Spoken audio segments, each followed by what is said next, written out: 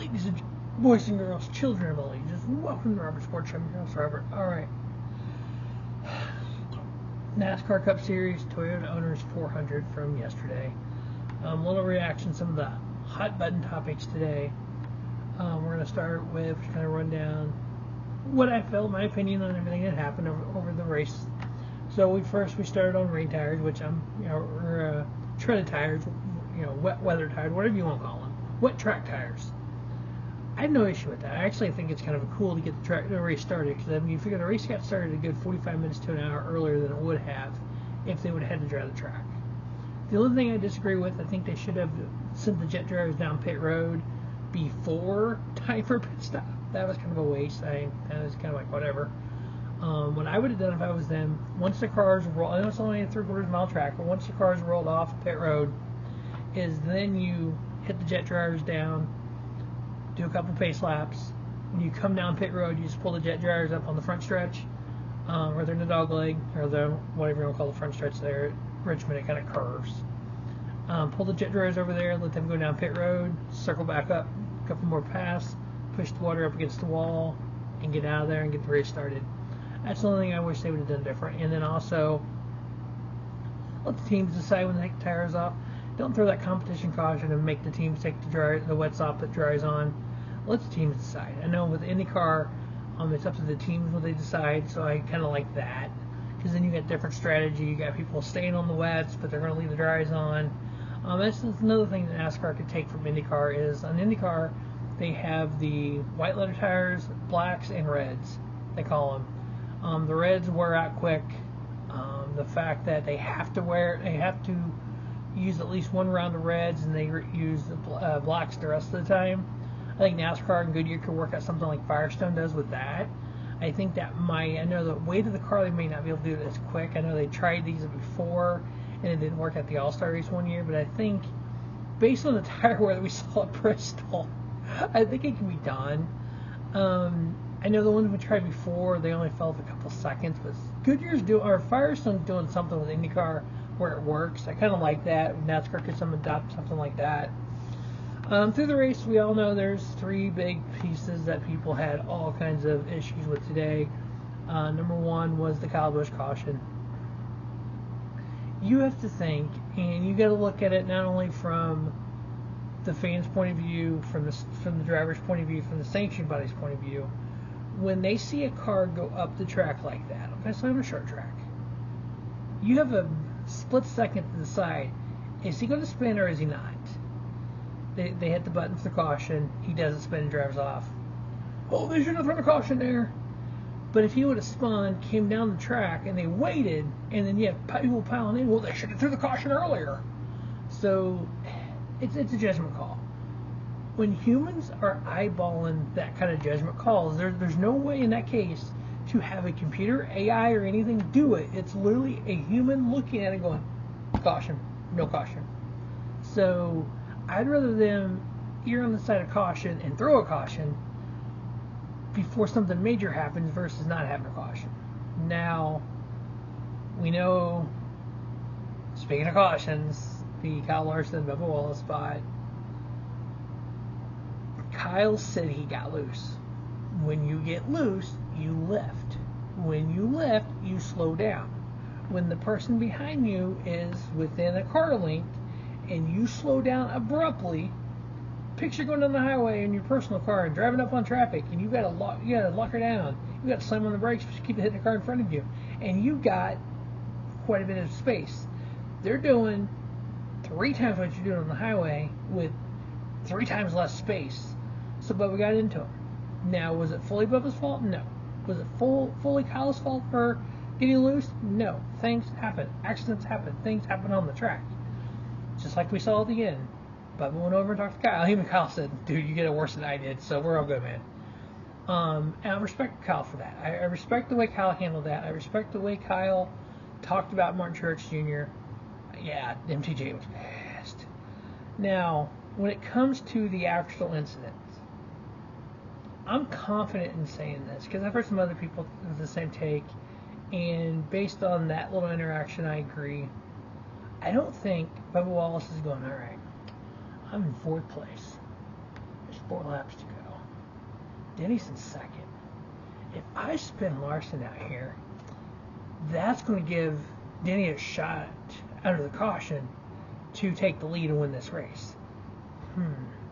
But if I cause this caution, I may not finish fourth, because if we're going to pick tires, and my pit crew sucks, because I have all year, but I'm going to help Denny win. I'm going to screw myself in the process.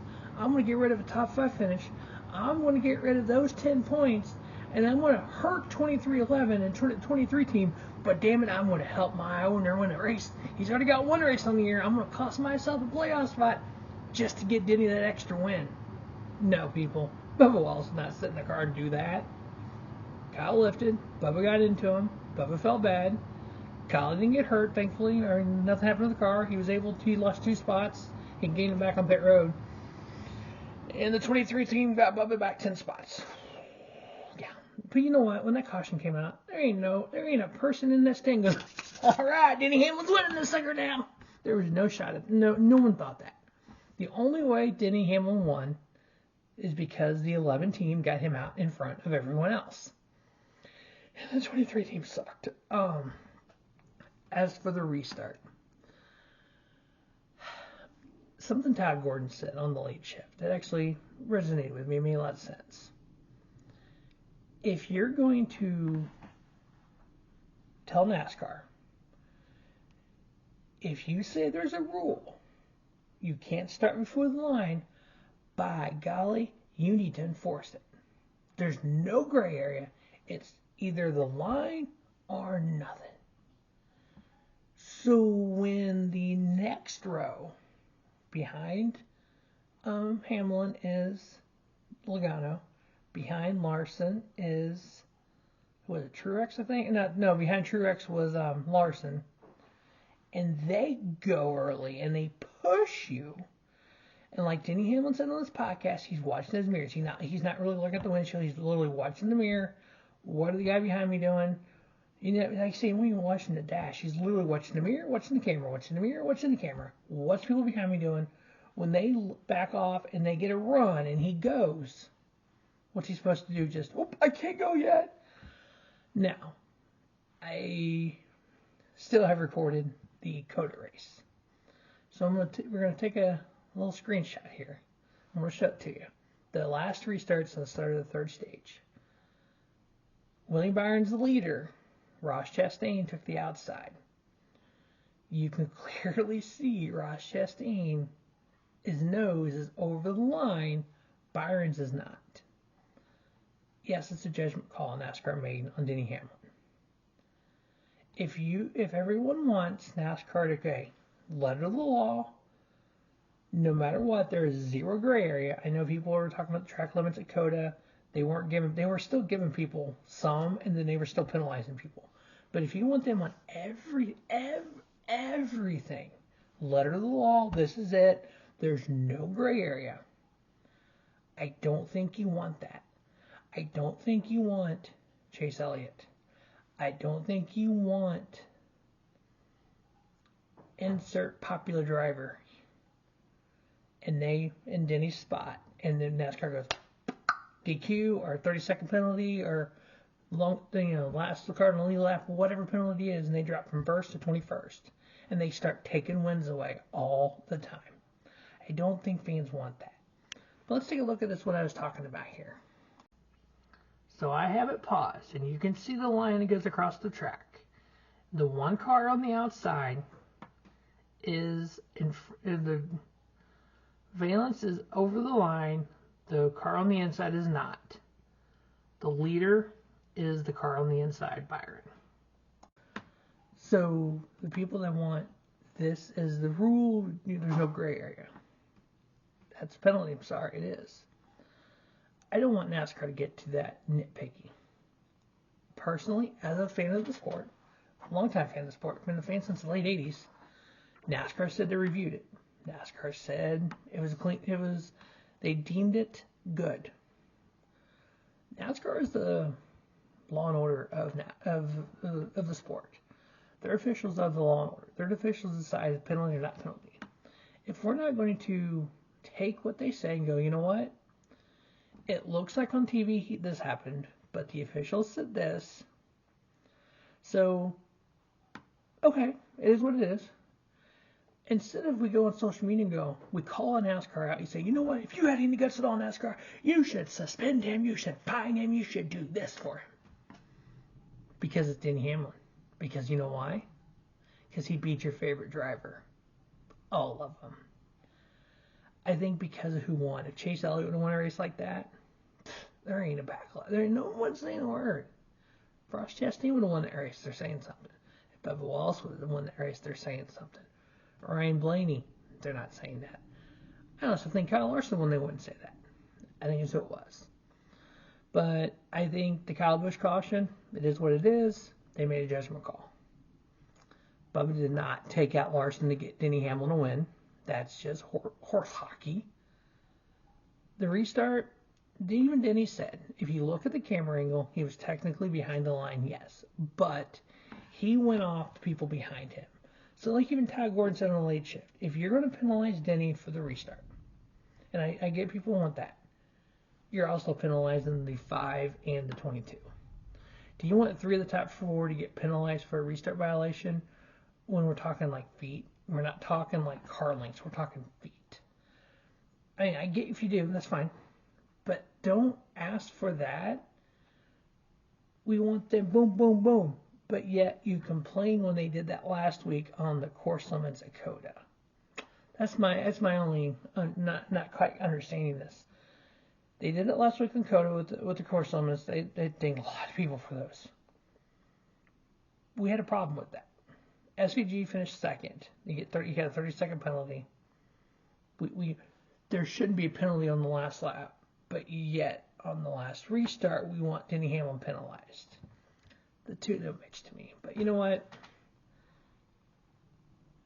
I can respectfully talk to people on social media, but unfortunately when I don't get that respect back, I'm done.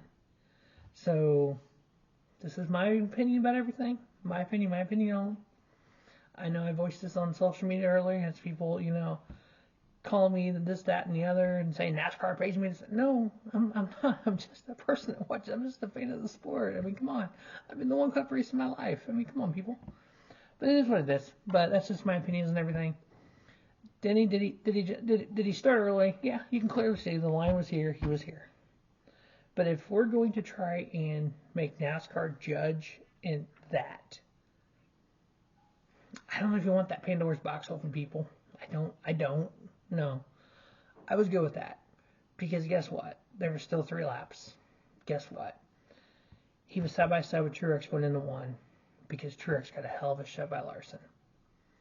I feel if it wasn't Denny in that spot, no one would care. But just my opinion. That is my reaction to the Toyota Owners 400 from Richmond. Next week is Martinsville. Oh boy, can't wait. It's going to be fun. Oh, one other thing. I threw out there, people talk about inconsistent cautions, and I as for examples of this. When we have to go back to 2017 and 2018, there's not really a big deal about that. I mean, if we're going that far back to find an example when the rules have changed in the last 7 years, probably, I mean, come on. Yeah, and the 2 examples that was given, one was an Xfinity race, one was a Cup race. The Cup race got the caution, the Xfinity race didn't. But they weren't exactly the same, but they were similar. But, because, no 2 cautions are exactly the same. But, hey, maybe I'm just, I enjoy the sport just to enjoy it. I don't, sit there and harp on every millisecond and remember, you know what? Back in 1991 at this racetrack, yeah, dudes, once the race is over, I got other things in my mind. I enjoy it. I move on. Phoenix, people said it was a bad race. I enjoyed it. Atlanta was a great race. I really enjoyed it. So, yeah, that's just the way I am. But anyway, thanks for watching Robert Sports Show. Don't just have a great day. Have a spiffy day. Robert Sports Show, your YouTube leader, sports channel content.